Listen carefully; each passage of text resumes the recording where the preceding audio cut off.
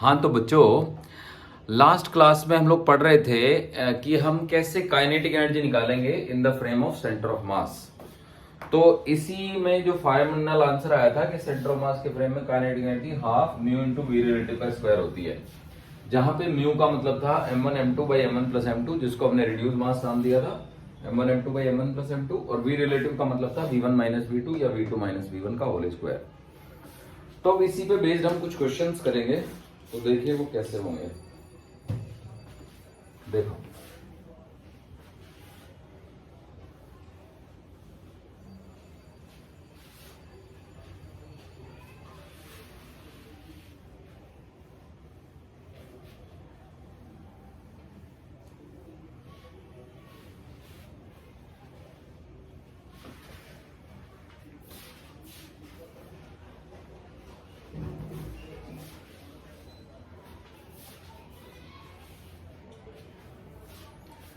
तो देखिए बच्चों, क्वेश्चन ये है कि मान लो ये फ्रिक्शनलेस सरफेस है और यहां पे एक ब्लॉक है, तो इसका मास m2 है और इसके साथ कनेक्टेड है एक स्प्रिंग, और ये एक और ब्लॉक है, इसका मास m1 है और ये जा रहा है u वेलोसिटी से। इस स्प्रिंग का कांस्टेंट है k। तो क्वेश्चन ये है कि find maximum compression in the spring. तो अब इसके दो मेथड है, एक तो नॉर्मल मेथड है और एक जो मेथड है वो सेंटर ऑफ मास के फ्रेम से है। तो पहले मैं आपको नॉर्मल मेथड से बताता हूं, मेथड 1। तो मेथड 1 ये है कि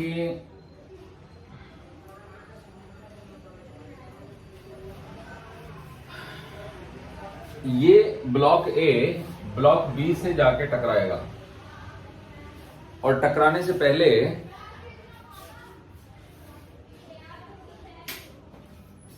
इसकी वेलोसिटी कांस्टेंट रहेगी। जैसे ही टकराएगा तो ये स्प्रिंग को दबाएगा। अब जैसे ही स्प्रिंग को दबाएगा तो स्प्रिंग के दबने से स्प्रिंग इस पे पुशिंग फोर्स देगा, जिसके चलते इसकी वेलोसिटी घटनी शुरू हो जाएगी ए की। लेकिन क्योंकि स्प्रिंग पुश हो गया तो वो बी को भी पुश करेगा, तो बी की वेलोसिटी बढ़नी शुरू हो जाएगी। अगर बी की वेलोसिटी कम है, ए की ज्यादा है, तो ये दोनों और पास आएंगे, और पास आने पे स्प्रिंग को फर्दर कंप्रेस करेंगे। फर्दर कंप्रेस होने से फर्दर इसमें फोर्स ज्यादा डेवलप होगा, उससे बी की वेलोसिटी और ज्यादा रेट से बढ़ेगी, ए की वेलोसिटी और ज्यादा रेट से घटेगी। अभी भी अगर बी की कम है और ए की ज्यादा है, तो फिर ये फर्दर कंप्रेस करेंगे, तो फिर उससे फर्दर इसमें कंप्रेशन बढ़ेगी और बी जो है वो और ज्यादा रेट से उसकी वेलोसिटी बढ़ने लगेगी, ए की और ज्यादा रेट से घटने लगेगी। पर बी की तो लगातार बढ़ रही है और ए की लगातार घट रही है, तो कभी कोई ना कोई वक्त ऐसा आएगा कि जब दोनों की वेलोसिटियां बराबर हो जाएंगी। उसके बाद बराबर होने के बाद, क्योंकि बी को तो लगातार बढ़ना है, तो बी की वेलोसिटी ए से एक्सीड कर जाएगी। तो जैसे ही बी की वेलोसिटी ए से एक्सीड करी, अब ये दूर जाने लगेंगे, तो स्प्रिंग जो है वो खुलने लगेगा। हालांकि अभी भी स्प्रिंग इसको पुश ही कर रहा है, तो इसकी वेलोसिटी बढ़ती जाएगी और इसकी घटती जाएगी। तो एक स्टेज ऐसी आएगी कि स्प्रिंग अपनी नेचुरल लेंथ पे आ जाएगा, क्योंकि इनके बीच का कॉन्टैक्ट टूट जाएगा। तो अब सवाल ये उठता है कि वो कौन सी स्टेज थी कि जब इसमें कंप्रेशन मैक्सिमम था। तो जवाब है कि वो स्टेज वो थी कि जब दोनों की वेलोसिटीज इक्वल थी। तो मान लो वो v थी। तो जो मेन इंपॉर्टेंट कॉन्सेप्ट है वो ये है, the compression in the spring will be maximum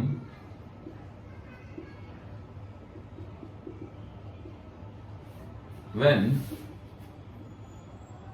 compression in the spring will be maximum when velocities of both the blocks are equal. दोनों की वेलोसिटीज इक्वल होंगी जब, ठीक है बच्चों। तो जिस समय पे दोनों ब्लॉकों की वेलोसिटीज इक्वल होंगी, तो मान लो कि वो v है। let us assume that let us say it is v। यानी v वो वेलोसिटी है जब दोनों की कंप्रेशन मैक्सिमम हो गया है ना। तो when the compression is maximum velocity of both the blocks is v। तो यहां पे मैं बना देता हूं, ये एक ब्लॉक है और ये स्प्रिंग है मैक्सिमम कंप्रेस्ड, और ये दूसरा ब्लॉक है और ये जा रहा है v वेलोसिटी से और ये भी जा रहा है v वेलोसिटी से। ये a है, इसका मास m1 है, ये b है, इसका मास m2 है और स्प्रिंग मैक्सिमम कंप्रेस्ड है। तो अब मोमेंटम कंजर्वेशन लगाएंगे। नाउ यूजिंग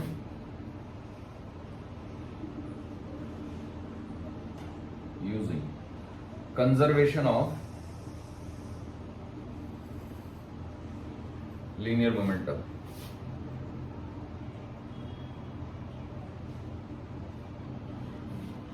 तो कंजर्वेशन ऑफ लीनियर मोमेंटम जब हम लगाएंगे तो वो हो जाएगा आपका m1 into u is equal to m1v plus m2v। So this gives me m1 into u is equal to m1 plus m2 into v। So this gives me v is equal to m1 into u by m1 plus m2। तो अब हमें कैसे पता लगेगा कि compression maximum compression की value क्या है। तो अब हम एनर्जी की इक्वेशन लगाएंगे यूजिंग एनर्जी कंजर्वेशन, है ना।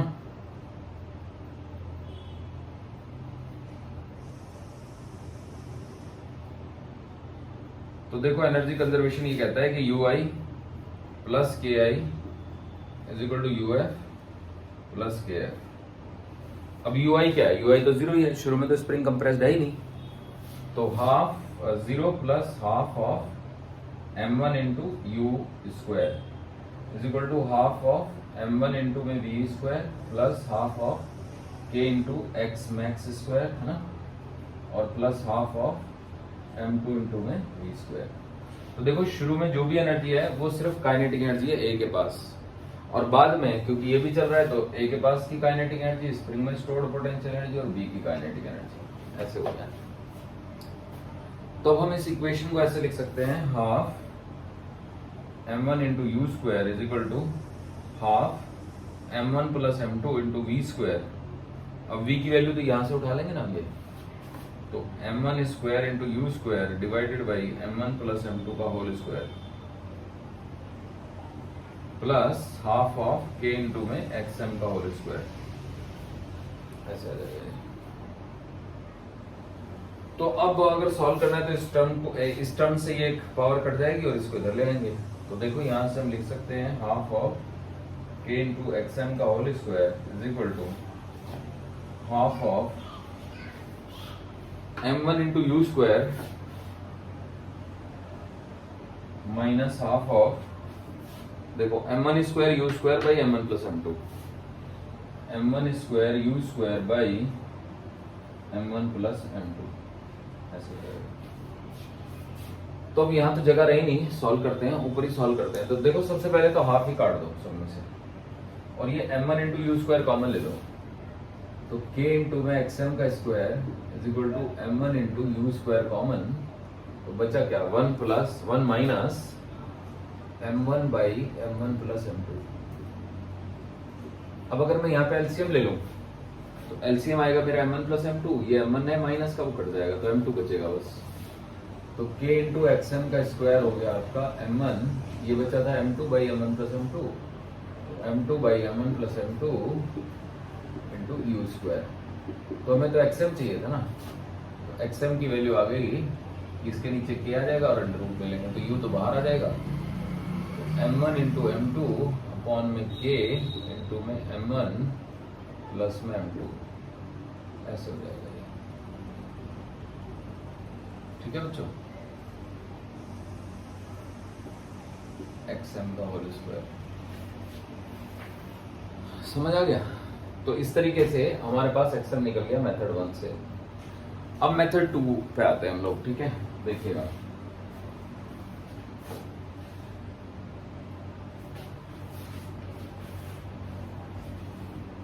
अब ये वाला कॉन्सेप्ट तो रहेगा ही रहेगा, ठीक है।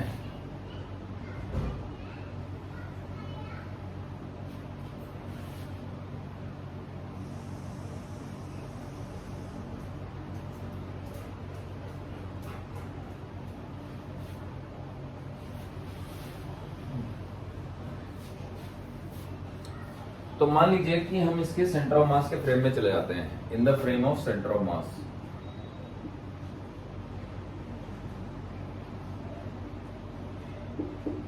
तो K kinetic energy Kc 1/2 into में m1 into m2 divided by m1 plus m2 into u minus 0 का होल स्क्वायर, यानी 1/2 into reduce mass into relative velocity का स्क्वायर।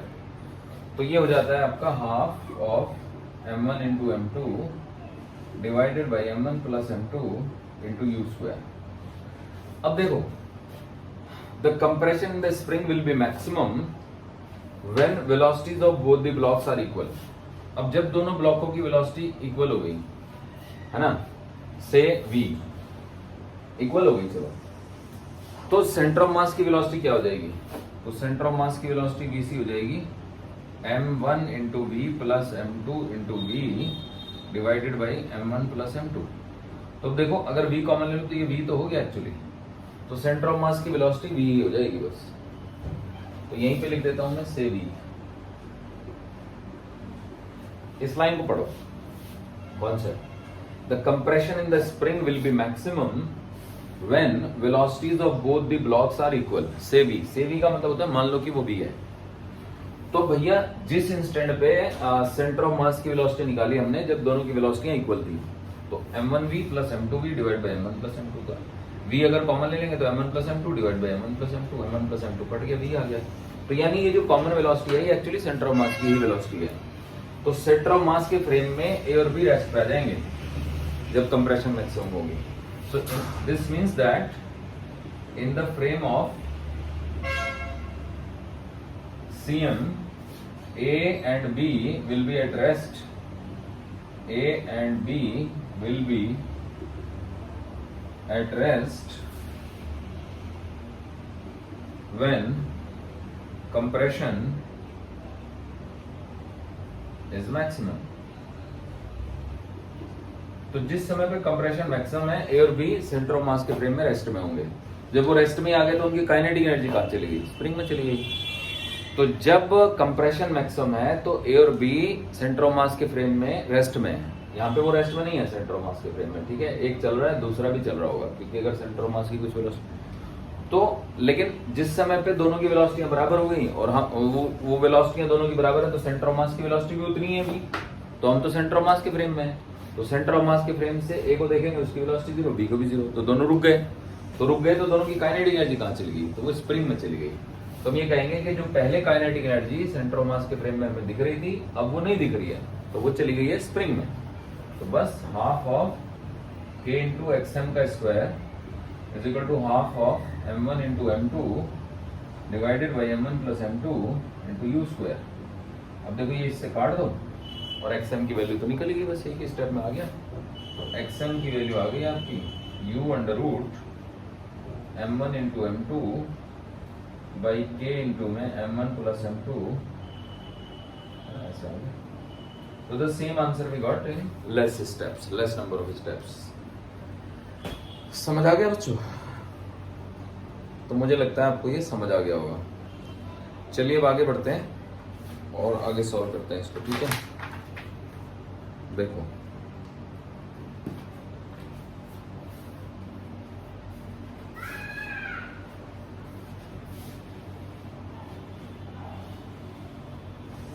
वैसे तो इस क्वेश्चन का एक और मेथड है, ठीक है बच्चों? देखिए मैं बता देता हूं आपको।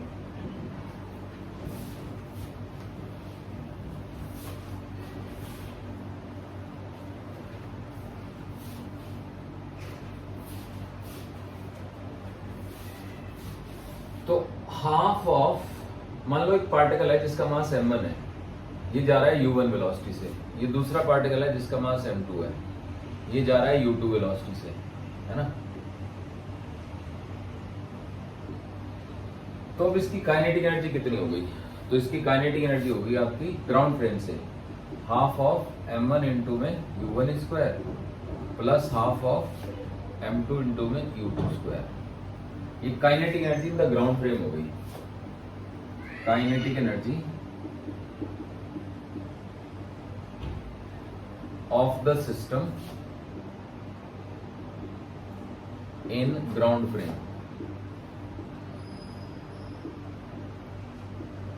अब अगर हम इसके सेंटर ऑफ मास के फ्रेम में चले जाएं तो काइनेटिक एनर्जी कितनी हो जाएगी, half of m1 into m2 divided by m1 plus m2 into में u1 माइनस u2 का होल स्क्वायर। ये काइनेटिक एनर्जी हो गई इसके सेंटर ऑफ मास के फ्रेम से।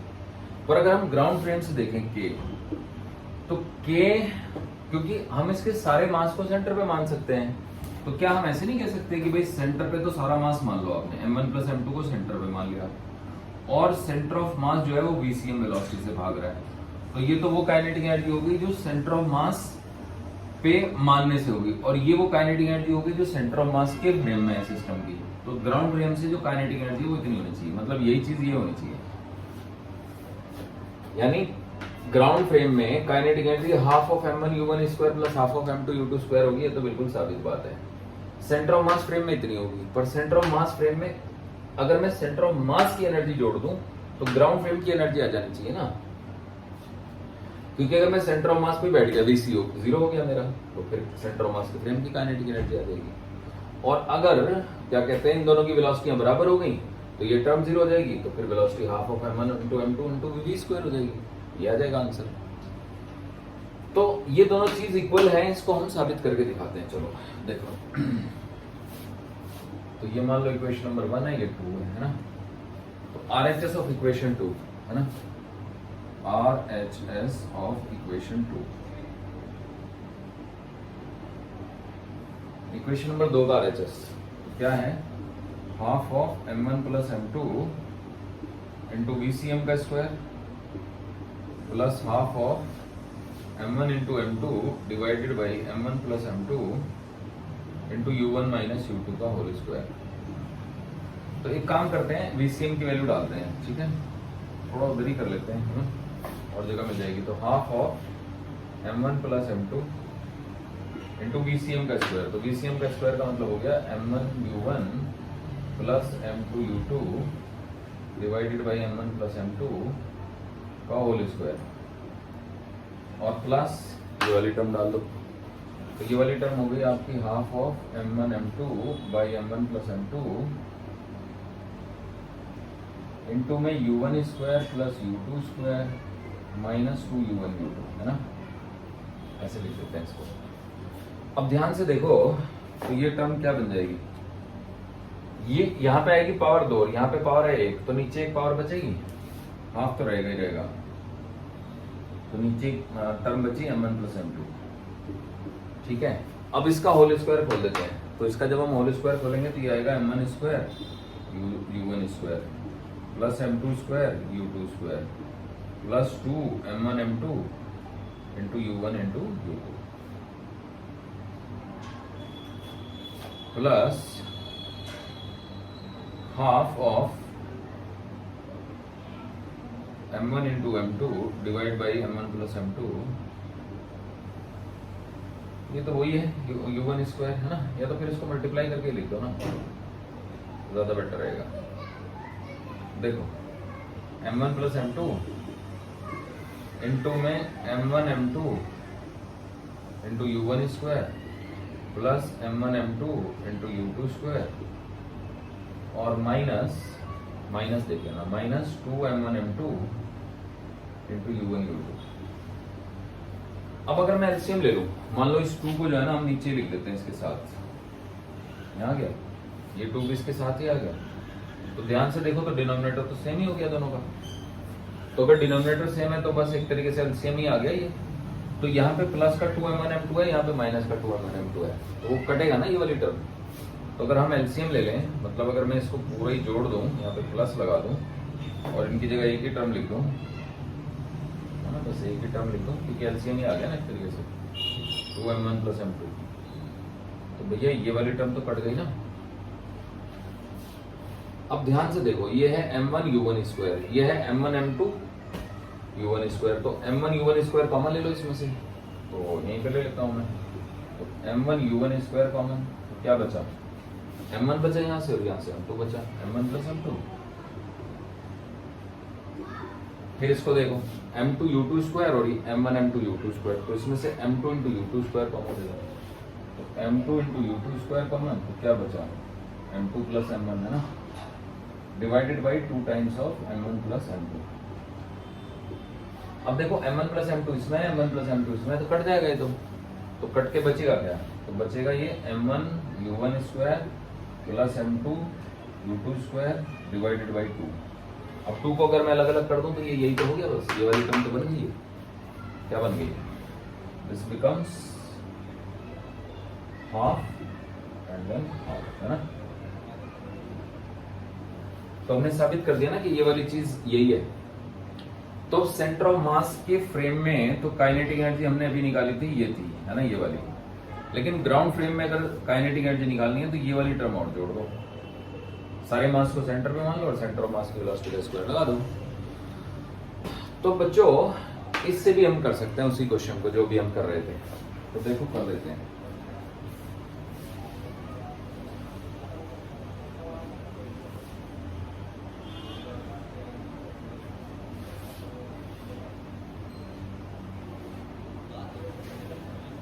तो देखिए मान लो ये एक ब्लॉक है,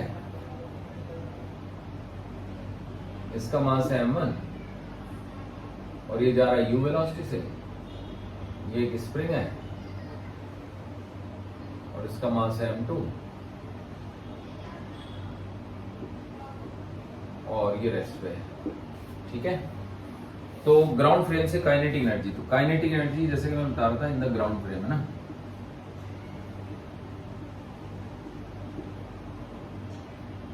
काइनेटिक एनर्जी इनिशियली कितनी हो जाएगी, half m1 plus m2 into VCM का स्क्वायर और plus half m1 into m2 by m1 plus m2 into you relative का स्क्वायर। तो यू रिलेटिव का तो यू ही है बस। अब यहां देखो, ये वो सिचुएशन है जब दोनों के बीच स्प्रिंग जो है वो मैक्सिमम कंप्रेस्ड है ना।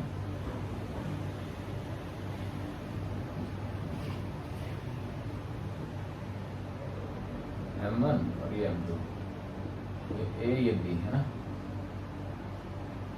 तो मान लो ये जा रहा है आपका v वेलोसिटी से, ये भी B से जा रहा है, तो K फाइनल वो कितना हो जाएगा 1/2 इंटू में m1 plus m2 into VCM का स्क्वायर। अब VCM कितना भी रहे मुझे फर्क नहीं पड़ रहा, प्लस 0, क्योंकि रिलेटिव वेलोसिटी तो 0 हो ही गई ना। क्योंकि कॉन्सेप्ट तो यही है कि भाई सेंटर ऑफ दोनों ब्लॉकों की जब वेलोसिटीज इक्वल हो जाएंगी तभी कंप्रेशन मैक्सिमम होगा। The compression in the spring will be maximum when velocity of both the blocks are equal. अब जो दोनों ब्लॉकों की वेलोसिटी इक्वल होगी तो ये जो रिलेटिव मोशन के टर्म में काइनेटिक एनर्जी तो गायब हो गई। अब काइनेटिक एनर्जी इनिशियली ज्यादा है, फाइनली कम है, तो कुछ कमी आ गई ना काइनेटिक एनर्जी में। तो KI माइनस KF यानी काइनेटिक एनर्जी में जो लॉस हुआ है वो हो गया half of m1 into m2 by m1 plus m2 into you square. अब ये कहाँ चली गई काइनेटिक एनर्जी, तो that must be equal to u final minus u initial. Kinetic energy का जो कमी आई है वो पोटेंशियल एनर्जी में बढ़ोतरी के बराबर है। तो अगर इस इक्वेशन को आप ढंग से लिखो, मतलब अगर आप KF को उधर ले जाओ और UI को उधर, तो ये KI plus UI is equal to KF plus UF ही तो है। तो ये तो पुरानी इक्वेशन है। अब UF माइनस UI का क्या मतलब है, तो UF माइनस UI का एक मतलब है half of K into maximum का स्क्वायर माइनस 0, क्योंकि UI मतलब initial energy stored in the spring जो कि 0 है। अब आप देखो ये चीज इसके बराबर है, तो यहाँ से XM की वैल्यू आ गई ना, U under root m1 m2 by K into में m1 प्लस m2, ये आ गई।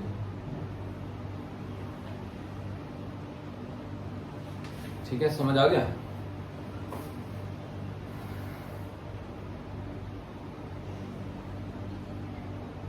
तो आप समझ सकते हो कि ये सबसे बेस्ट मेथड था, इसमें सबसे जल्दी काम बन जाता है। अब इसी क्वेश्चन को मैं जरा थोड़ा सा बदल देता हूं। देखो मान लो कि ये जा रहा है u1 वेलोसिटी से और ये भी इधर ही जा रहा है u2 से, लेकिन u1 बड़ा है u2 से।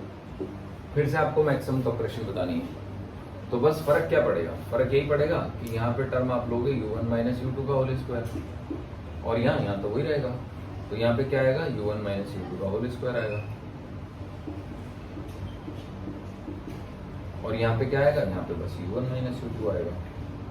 तो आप समझ सकते हो कि कितना मजेदार है, बस टाइम ही नहीं लगा इसमें, फटाफट सॉल्व हो गया स्क्वायर। क्योंकि VCM की जो भी वैल्यू रहे हमें फर्क ही नहीं पड़ रहा ना, क्योंकि सेंटर ऑफ मास की वेलोसिटी तो बाद में भी उतनी है, तो हमें फर्क ही नहीं पड़ रहा है कि सेंटर ऑफ मास की वेलोसिटी बदल जाएगी, तो बदल जाने दो, जितनी है उतनी रहेगी बस। क्योंकि हमारा तो काइनेटिक एनर्जी में से जब पोटेंशियल काइनेटिक एनर्जी शुरू में ज्यादा है, बाद में कम है, तो काइनेटिक एनर्जी के दो हिस्से हैं, एक हिस्सा वो जो सेंटर ऑफ मास की वेलोसिटी के चलते होता है, एक हिस्सा वो जो रिलेटिव मोशन के चलते होता है। तो क्योंकि जब दोनों बॉडी एक दूसरे पे फोर्स लगाएंगे तो सेंटर ऑफ मास की वेलोसिटी तो बदलेगी नहीं, तो इसलिए काइनेटिक एनर्जी का वो हिस्सा जो सेंटर ऑफ मास के मोशन से प्रभावित होता है वो तो बदलेगा ही नहीं, लेकिन जो रिलेटिव मोशन से प्रभावित होता है वो बदल जाएगा, तो वो वाला सारा हिस्सा स्प्रिंग में चला जाएगा। तो आई होप आप समझ गए, ठीक है बच्चों।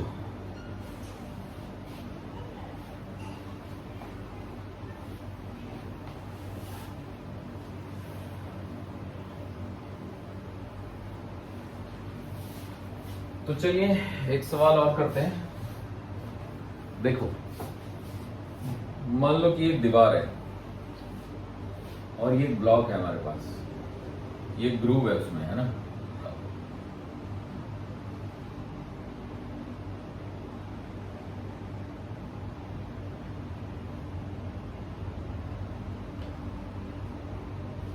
ये ब्लॉक हो गया जी, ठीक है, इसको आप ऐसे बना दो, सब लाल लाल ही हो गया, दूसरा कलर नहीं है कोई।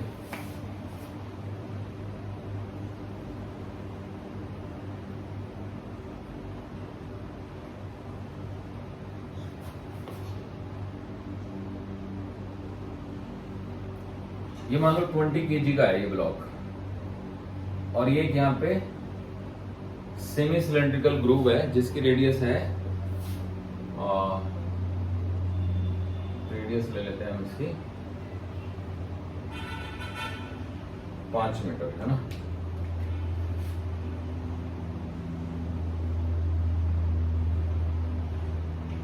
सेमी सर्कल जैसा दिखना चाहिए, 5 मीटर रेडियस का है ये, 20 kg का 5 मीटर रेडियस का यहाँ पे एक सिलेंड्रिकल या फिर स्फेरिकल ग्रूव है। अब ये बॉल है जिसका मास है वेरी डेंस स्मॉल बॉल, है ना, वेरी डेंस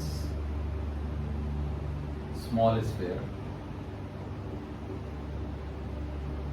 वेरी डेंस लिख देते तो स्मॉल की जरूरत नहीं है, sphere, small sphere of mass 5 kg, मतलब इसकी डेंसिटी बहुत ज्यादा है, ठीक है। तो इसको जब हम यहां से छोड़ेंगे तो यहाँ पे कहीं पे कोई फ्रिक्शन नहीं है, देयर इज नो फ्रिक्शन। तो हमें बताना है कि ये जो बॉल है, स्फेयर है, वो कितनी हाइट तक चढ़ेगा ऊपर। तो मान लो कि sphere is released, find the maximum height attend bye it from its lowest position. Find maximum height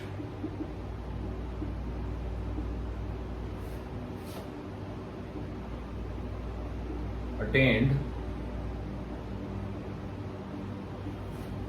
by the small sphere from its lowest position। अपनी लोएस्ट पोजीशन से ये कितनी मैक्सिमम हाइट अटेंड करेगा ये बताना है हमको, ठीक है बच्चों। तो देखो इसमें मैं क्या करता हूं ना, एक डायग्राम और बना देता हूं, देखिएगा।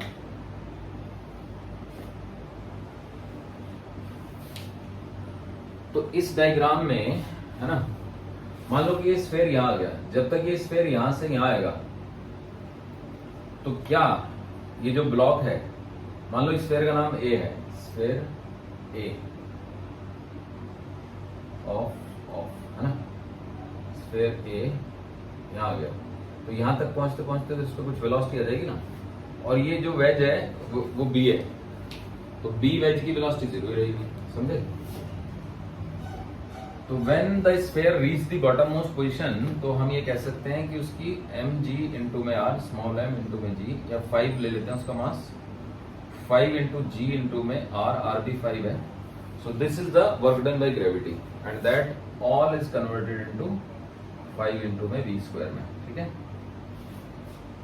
तो आप देख सकते हो कि एक 5 से 5 कैंसिल हो गया, तो ये 2 इधर जाएगा तो 10g हो जाएगा।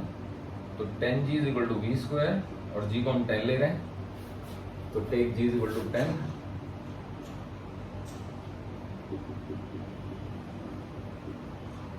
तो यहां से हम कह सकते हैं कि v is equal to 10 metre पर सेकेंड। तो लोएस्ट पोजीशन पे पहुंचने के बाद इसने 10 मीटर पर सेकेंड की वेलोसिटी एक्वायर कर ली। अब जब ये ऊपर चढ़ेगा ना, तो ये जो नीचे वाला था ना ग्रुप, ये भी चलने लगेगा अब, क्योंकि भैया अब ये आगे को पुश कर रहा है ना इसको।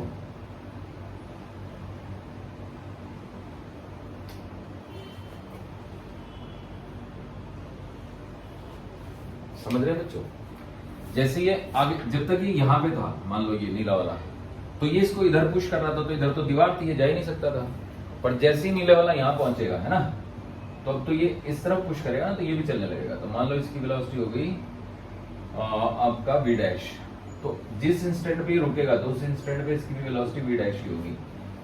मतलब ये चल रहा है, ये भी चल रहा है, लेकिन इसके रेस्पेक्ट में ये रुका हुआ है, तो क्योंकि इसके रेस्पेक्ट में तो ये यहां तक आके उसके बाद पीछे वापस पलट जाएगा। तो अब हमें ये वाली हाइट बतानी है, ठीक है, ये वाली हाइट।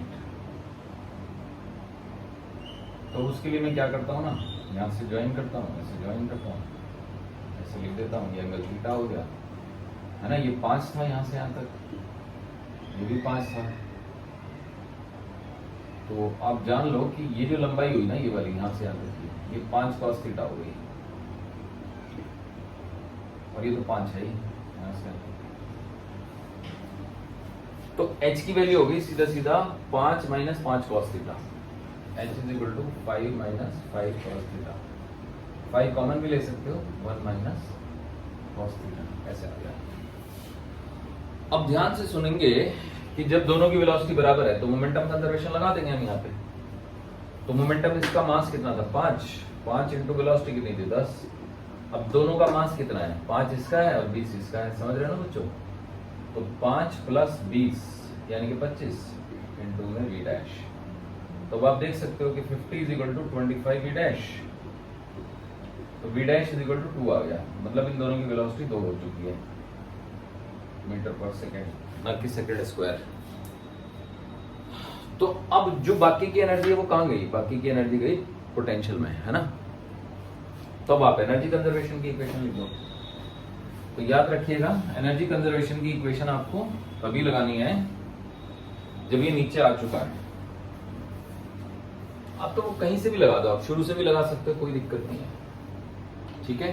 तो देखो, अगर लोएस्ट पोजीशन से लगाएंगे तो के आई इज इक्वल टू के एफ प्लस यू एफ, क्योंकि यू आई तो 0 ही था अगर हम लोएस्ट पोजीशन से ले रहे हैं। इसी को डेटा मान लेते हैं, ठीक है। के आई हो गया 1/2 इंटू में 5 इंटू में 5 का स्क्वायर, 10 का स्क्वायर। के एफ हो गया 1/2। अब क्योंकि इन दोनों तो इक्वल वेलोसिटी चल रहे हैं, तो इन दोनों को हम 25 kg का एक सिस्टम मान लेते हैं, 25, और उसकी वेलोसिटी तो 2 है ही, ये निकाल चुके हैं अभी। प्लस यूएफ का मतलब हो गया 5 इंटू जी इंटू में एच। तो आप देखो, ये 100 हो गया, ये 500 हो गया, 500 का आधा 250 हो गया, ये हो गया 4 इंटू 25 100 का आधा 50, प्लस 5 यानी 50, जी को तो 10 लेना ना, 50h। तो अगर आप इसको इधर ले आओ या 50 से डिवाइड कर दो इसको पूरी इक्वेशन को, तो 5 is equal to 4 plus h, है ना, 1 प्लस h। तो यहां से h is equal to 4 metre आ गया। अब अगर हमें थीटा निकालना हो कि कितने एंगल पे टर्न होगा ये, तो आप इस फॉर्मूले में डाल सकते हो। तो 4 is equal to 5 into 1 minus cos theta, 4 is equal to 5 into, है ना, तो कितना आ गया ये 4 माइनस 5 माइनस का 1, माइनस का 1 इज इक्वल टू माइनस का 4 is equal to 5 minus 5 cos theta. तो 5 cos theta is equal to 1, cos theta is equal to 1/5, theta is equal to cos inverse 1/5।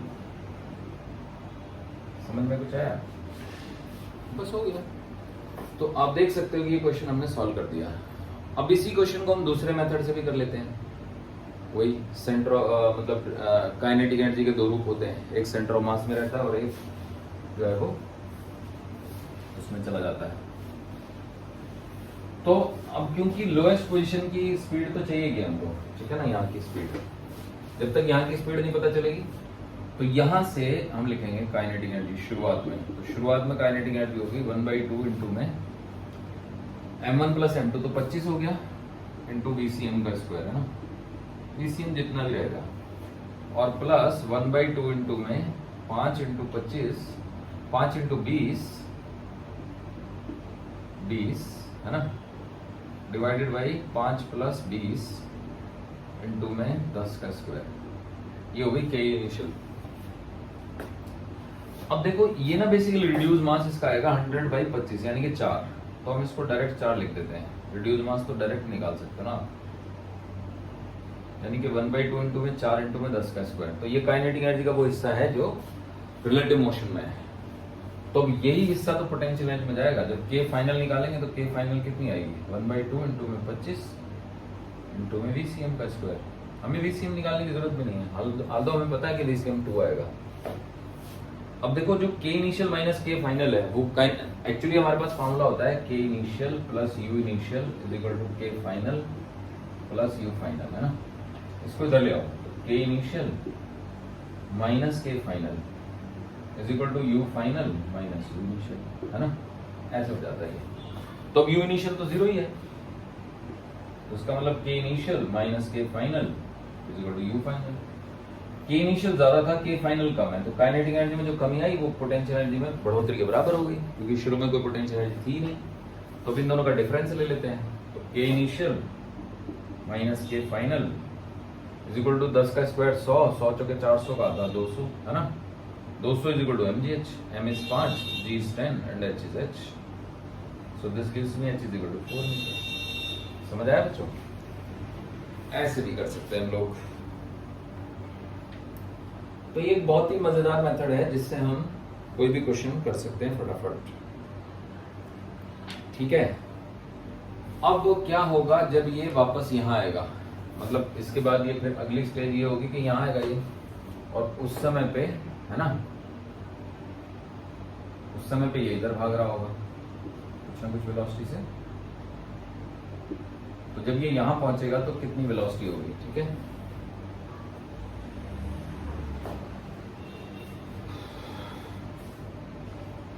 समझ रहे हैं बच्चों?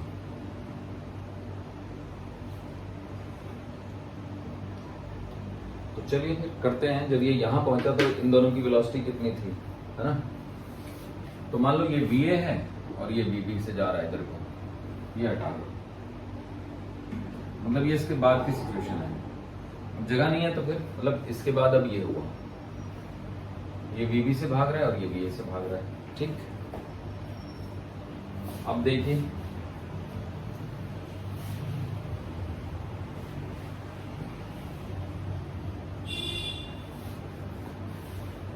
अब इस क्वेश्चन को सॉल्व करने के लिए, है ना, हमें एनर्जी कंजर्वेशन लगानी पड़ेगी। तो एनर्जी कंजर्वेशन अगर हम सेंटर ऑफ मास की फ्रेम में लगा लें तो 1/2 इंटू में 4 तो रिड्यूस मास हो गया, इंटू में VA प्लस VB का होल स्क्वायर, है ना, सेंटर ऑफ मास की फ्रेम की kinetic energy is equal to 200। ये तो एक इक्वेशन बन गई। या 200 ही तो थी ना जो पोटेंशियल एनर्जी थी, वो पोटेंशियल एनर्जी तो वापस रिलेटिव मोशन की काइनेटिक एनर्जी में आएगी। सेंटर ऑफ मास पे तो जो वेलोसिटी थी वो रहेगी। तो अब आप देख सकते हो कि इससे कट गया, 2 आ गया, 2 से कट के 100 आ गया, तो VA प्लस VB की वैल्यू हो गई 100 का स्क्वायर रूट यानी कि 10। अब मोमेंटम कंजर्वेशन लगा देते हैं। तो मोमेंटम कंजर्वेशन ये कहता है कि माइनस का 5 VA और प्लस का 20 VB इज इक्वल टू शुरू में प्लस का 5 इंटू में 10, क्योंकि टोटल मोमेंटम जब वो लोएस्ट पोजीशन पे था वो 10 था ना। या फिर यहाँ से भी देख लो, क्योंकि ये तो 2 की वेलोसिटी से भाग रहा है ना, इसका मतलब 50 था टोटल मोमेंटम। तो बस इसको अगर मैं 5 से डिवाइड कर दूं तो माइनस का VA प्लस का 4 VB इज इक्वल टू 10। एक इक्वेशन ये है, एक ये है, तो मुझे VB निकालना है। तो दोनों इक्वेशनों को ऐड कर दो, तो ऐड करेंगे तो VA कट जाएगा, तो 5VB इक्वल टू 20 आ गया। तो VB की वैल्यू आ गई 4, है ना, और VA की वैल्यू यहाँ पे डाल दो, तो VA की वैल्यू आ जाएगी 6। तो बस बाद में ये 6 से पीछे भागने लगेगा, ये 4 से। तो आप देख सकते हो कि सेंटर ऑफ मास की वेलोसिटी तो अभी भी वही रहेगी। तो अगर मुझे VCM निकालना है तो VCM is 5 into -6 plus 20 into 4 divided by 5 plus 20।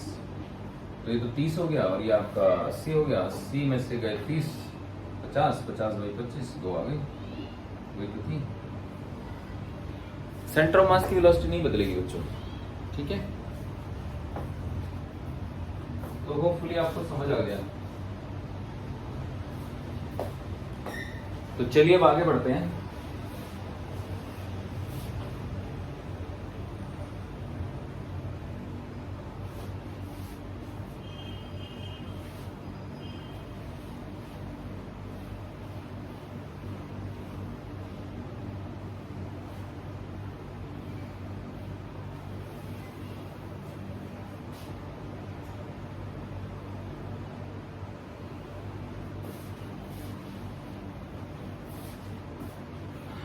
और अब इसी कॉन्सेप्ट को आगे बढ़ाते हैं, ठीक है। देखिए अब एक और क्वेश्चन मैं आपको दे रहा हूं। Question 3 particles A, B and C, 3 particle हैं A, B and C, each of mass m are connected by strings AB and BC. Each of mass m are connected by 2 identical strings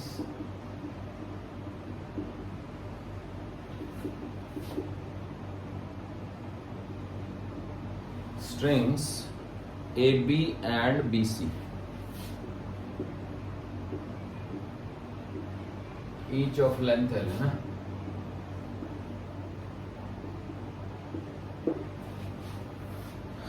तो अब क्या हुआ,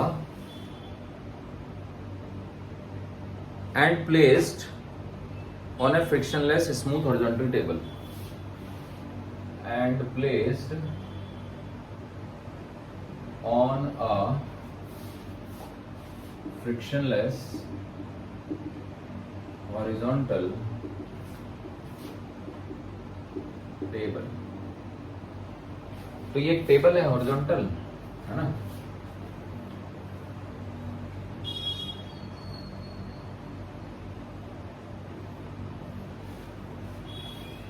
इसके ऊपर ये पड़ी हुई हैं तीनों। तो ये A है, ये B है और ये C है। A, ये B, ये C, ये एक रस्सी है, ये एक रस्सी है। तो अचानक से हमने इसको कुछ वेलोसिटी इंपार्ट कर देनी है V0, ठीक है। जब इसको वेलोसिटी इंपार्ट कर देंगे तो ये चलने लगेगा। तो B is projected with speed V0 at right angle to AB या AC। B is projected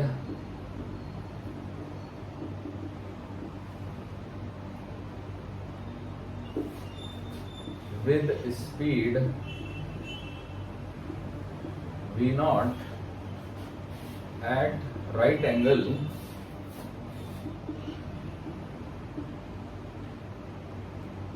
to speed right angle to AC, है ना। अब क्या निकालना है हमको? हमको निकालना है speed of particle A relative to C at the moment it collide with particle C। Find speed of A relative to C when it is about to collide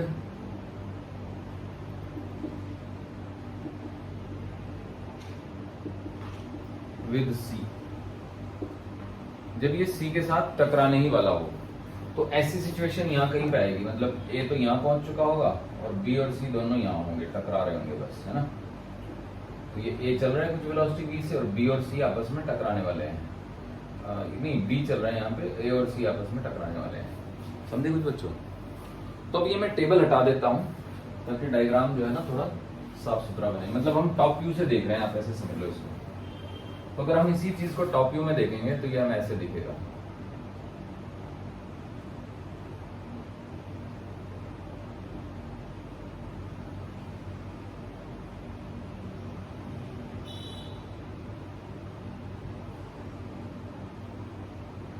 मान लो हमने इसको v0 वेलोसिटी से फेंक दिया, तो ये हो गया A, ये हो गया C और ये हो गया B। तो कोई ना कोई स्टेज ऐसी आ जाएगी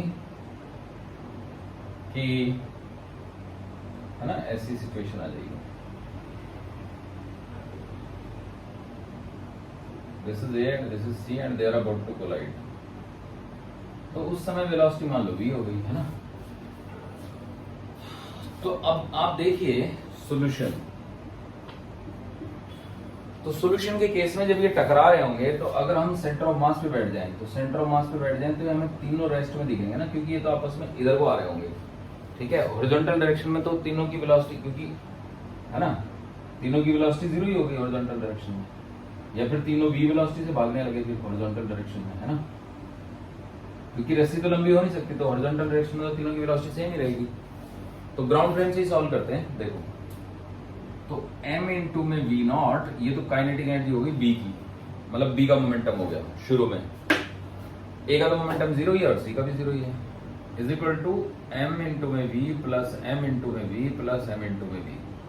क्योंकि जिस समय पे ये u शेप ले लिया इन्होंने, है ना, ऐसा, तो उस समय पे a की, c की और b की तीनों की वेलोसिटियां बराबर हो गई। तो यहां से m इंटू में v0 इज इक्वल टू आ जाएगा 3m इंटू में v। तो यहां से v की वैल्यू आ जाएगी आपकी v0 बाई 3। तो अब एनर्जी कंजर्वेशन लगा देते हैं। तो शुरू में हमारे पास कितनी एनर्जी थी, हाफ ऑफ m इंटू में u स्क्वायर। अब देखो इनके पास ना ये v वर्टिकल वेलोसिटियां भी होंगी, मतलब एक a की वेलोसिटी इस तरफ होगी जिसको हम v डैश बोल देते हैं, एक c की वेलोसिटी इस तरफ होगी जिसको हम v डैश बोल देते हैं, समझे। a की वेलोसिटी इस तरफ और c की वेलोसिटी इस तरफ।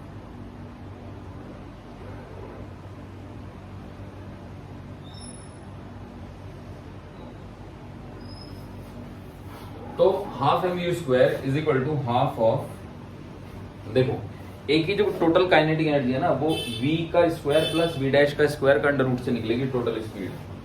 तो जब मैं टोटल, मतलब ए की जो नेट स्पीड हुई ना, ए असल में इस तरह से चल रहा होगा, आगे भी जा रहा होगा और ऐसे भी जा रहा होगा।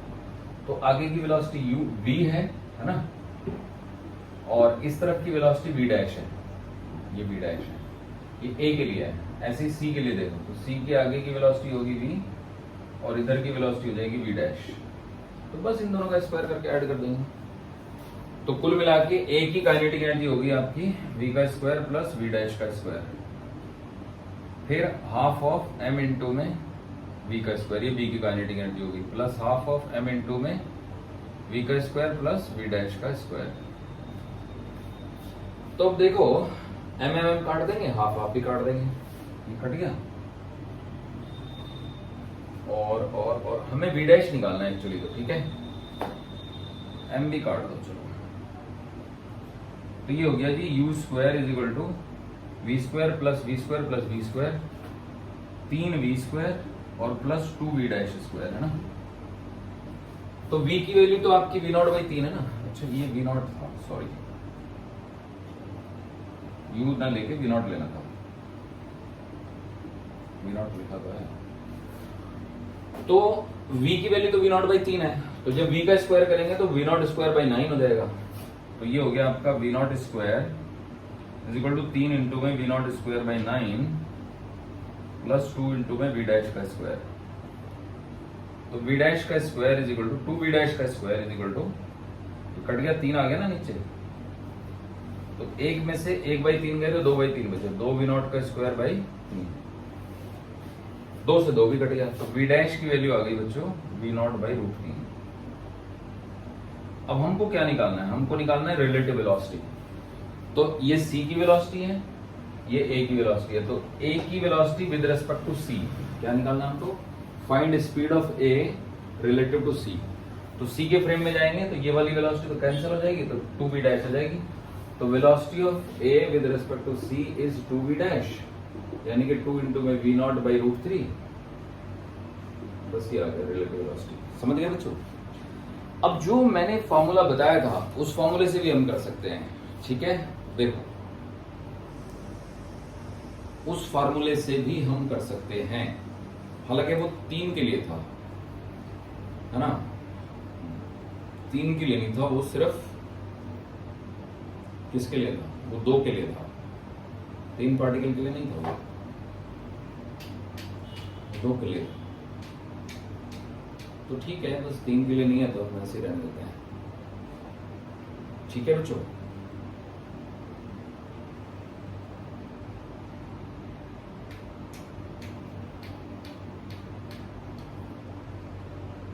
वो वाला फॉर्मूला इसमें नहीं लगने वाला है, क्योंकि वो 2 पार्टिकल के लिए था और यहाँ पे 3 हो गए, 3 पार्टिकल के लिए तो फॉर्मूला ही नहीं है, क्योंकि M1 M2 M3 थोड़ा ही कर सकते हैं उसमें, 3 के लिए तो कोई फॉर्मूला नहीं है।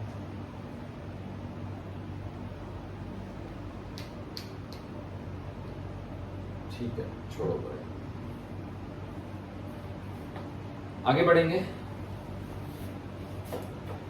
और आपको कुछ और सिखाएंगे। देखो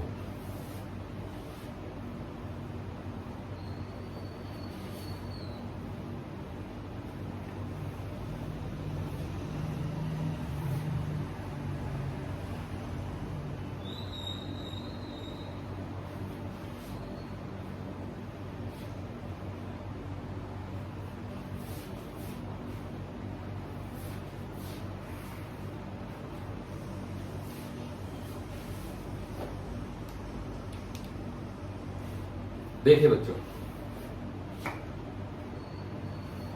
मान लीजिएगा कि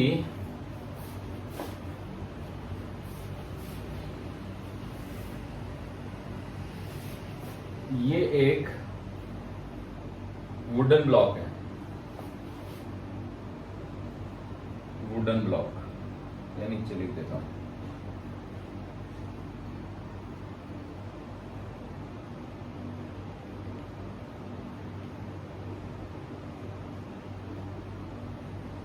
और यहां से एक बुलेट आ रही है M मास की, और ये वुडन ब्लॉक कैपिटल M मास का है, ठीक है। तो अगर ये वुडन ब्लॉक कैपिटल M मास का है तो मान लो कि ये जो बुलेट है वो इसके अंदर एम्बेडेड हो जाती है, और ये v वेलोसिटी से आ रही थी। तो बताइए कि ब्लॉक कितनी हाइट तक चढ़ेगा। तो बाद में ब्लॉक मान लो यहां पे आ गया ऐसे, है ना,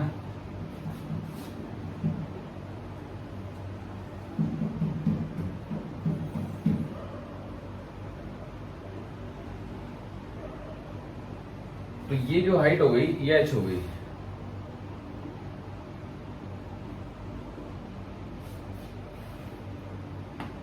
तो m इसका मास था, तो wooden block of mass capital M,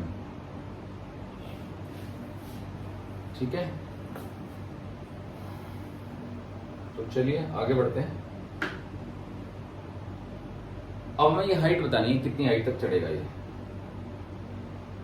ये स्मॉल m का है, और ये इसके अंदर एम्बेडेड हो गई। तो क्वेश्चन लिख देता हूं मैं, the bullet get embedded into the block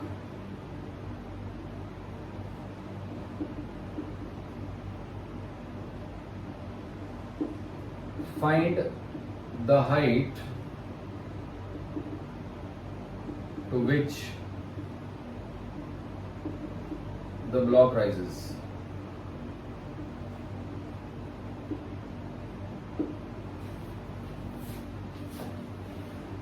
तो अब देखिए ये M मास की है, तो ये जब इसके अंदर एम्बेडेड हो जाएगी, यहां पे एम्बेडेड होगी,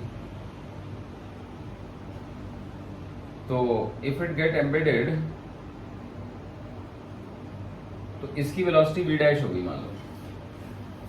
अब यहां पे एनर्जी लॉस होगी तो यहां पे आपको मोमेंटम कंजर्वेशन से v डैश निकालना है। तो small m into v is equal to small m plus capital M into we dash. तो यहां से v डैश की वैल्यू आ गई small m into v divided by small m plus capital M। ये आ गया जी। अब ये जो v डैश है इस v डैश के चलते ही तो हाइट आई है। यहां तक पहुंचते पहुंचते काइनेटिक एनर्जी गायब हो जाएगी। तो बस हम लिख देंगे small m plus capital M into we dash का square is equal to small m plus capital M into G into H. ये वो हाइट हो गई जो राइज हो गया। तो आप देख सकते हो small m plus capital M तो कट ही गया। तो यहां से आ गया आपका वी डैश का square by 2g is equal to h। अब वी डैश का स्क्वायर आप यहां से निकाल सकते हो। So this gives me that h is equal to V dash का स्क्वायर मतलब m square v square by 2g into में small m plus capital M का होल स्क्वायर। ऐसे आ जाएगा h इज इक्वल टू। ठीक है, तो मुझे लगता है ये क्वेश्चन समझ आ गया होगा आपको।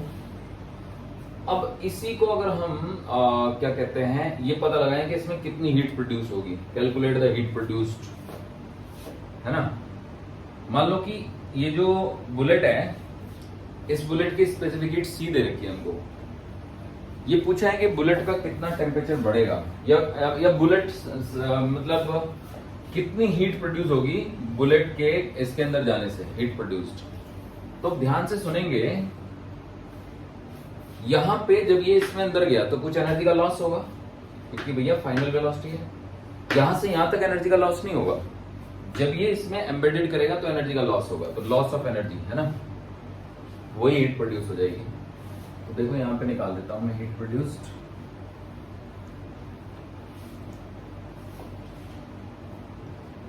तो हीट प्रोड्यूस्ड हम कह सकते हैं कि half of m plus capital M।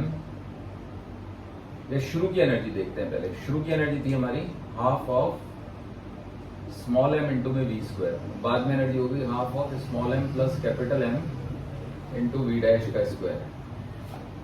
ये जो हो गया ना, ये जो काइनेटिक एनर्जी का डिफरेंस हो गया, यही हीट हो गया एक्चुअली। समझे बच्चों? तो हीट की वैल्यू आ जाएगी आपकी हाफ कॉमन वी डैश की वैल्यू जो पीछे आई थी वो हम डाल देते हैं इसमें।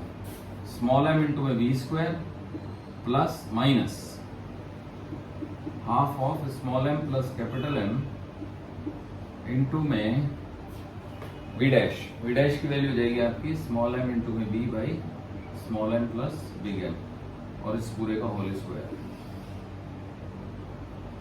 तो अब जब हम इसको सॉल्व करेंगे तो कितना आएगा? Half of small m into में वी स्क्वायर, एक टर्म तो कट गई तो ये हो गया हमारा माइनस का स्मॉल m स्क्वायर इंटू में वी स्क्वायर बाई 2 इंटू में small m plus capital M। तो इस half of small m common ले लो, वी स्क्वायर भी कॉमन ले लो, है ना। 1 माइनस छोटा m बाई छोटा m प्लस बड़ा m बचेगा। अब जब आप एलसीएम लोगे, है ना, तो यहाँ पे क्या आएगा? Small m plus big M minus small m। तो ये हो गया आपका, ध्यान से देखो, half of small m into में we square small m plus capital M minus small m by small m plus capital M। तो ये स्मॉल m से स्मॉल m कट गया, छोटा m इंटू बड़ा m। तो लॉस जो आ गया वो आ गया half of small m into big M divided by small m plus big M into में वी स्क्वायर। अब ये वही पार्ट नहीं है जो रिलेटिव वेलोसिटी में था। तो काइनेटिक बुलेट की काइनेटिक एनर्जी के, बुलेट और ब्लॉक की काइनेटिक एनर्जी के दो हिस्से थे के इनिशियल। एक था हाफ ऑफ छोटा m प्लस बड़ा m इंटू में VCM का स्क्वायर, समझे ना बच्चों। और एक था हाफ ऑफ छोटा m इंटू में बड़ा m डिवाइडेड बाई छोटा m प्लस बड़ा m इंटू में v रिलेटिव का स्क्वायर। तो v रिलेटिव तो v हो गया। तो इस काइनेटिक एनर्जी का ये वाला हिस्सा तो आप लिख देंगे छोटा m प्लस बड़ा m इंटू GH के बराबर, है ना, जिसने ऊपर उठाया इसको। और ये वाला हिस्सा ये हीट में चला गया, समझ गया ना बच्चों, ऐसे है। तो काइनेटिक एनर्जी का वो हिस्सा जो रिलेटिव मोशन में था, तो जैसे ही गोली अंदर घुसी वो गायब हो गया, तो वो हीट में निकल गया, और जो सेंटर ऑफ मास के पास था उसने इसको h हाइट ऊपर उठा दिया ब्लॉक को। तो ऐसे करके आपको मुझे लगता है कि सेंटर ऑफ मास का कॉन्सेप्ट आ गया होगा समझ। ठीक है बच्चों, चलिए, थैंक यू।